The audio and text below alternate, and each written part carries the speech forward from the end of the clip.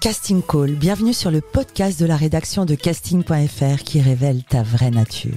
Ici, on va parler casting, témoignages exclusifs, des rencontres avec des professionnels, les clés et les secrets pour devenir un artiste et surtout, en vivre.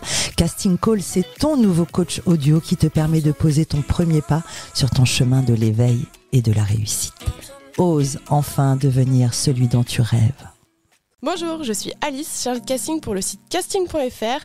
Aujourd'hui, je viens vous conseiller. C'est moi qui mets en relation les directeurs de casting et les artistes. Je sais ce qu'il faut faire ou ne pas faire. Donc aujourd'hui, on va parler du book photo d'acteurs. Je vous explique un petit peu. Dans la vie de tous les jours, chez Casting, je valide les photos qui vont apparaître sur le site et je vais vous expliquer ce qu'il ne faut surtout pas faire. Premier conseil à vous donner, c'est de faire appel à un photographe professionnel. Pourquoi ? Car le photographe va savoir ce que le directeur de casting attend. Il va jouer avec la lumière, jouer avec vos émotions et donner au directeur de casting ce qu'il a envie de voir.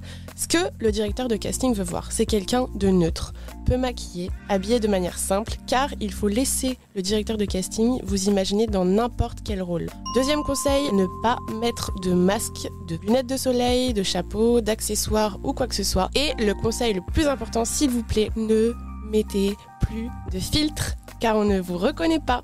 Pour les filles, pour les garçons, pas la peine de se mettre dans des positions aguicheuses pour séduire le directeur de casting. Ce qui nous suffit, c'est une photo de vous de face, une photo de vous de profil et une photo de la tête aux pieds pour voir un petit peu votre corpulence et votre silhouette, mais pas plus. Il nous faut quelque chose de simple, encore une fois, et naturel. Vous l'aurez compris, du coup, la première chose à faire, c'est de prendre des belles photos. Donc on vous attend maintenant sur casting.fr pour que vous mettiez vos photos et que vous puissiez postuler à nos annonces de casting. Mais n'oubliez pas, c'est moi qui valide les photos, donc je vérifierai si vous avez écouté mes conseils.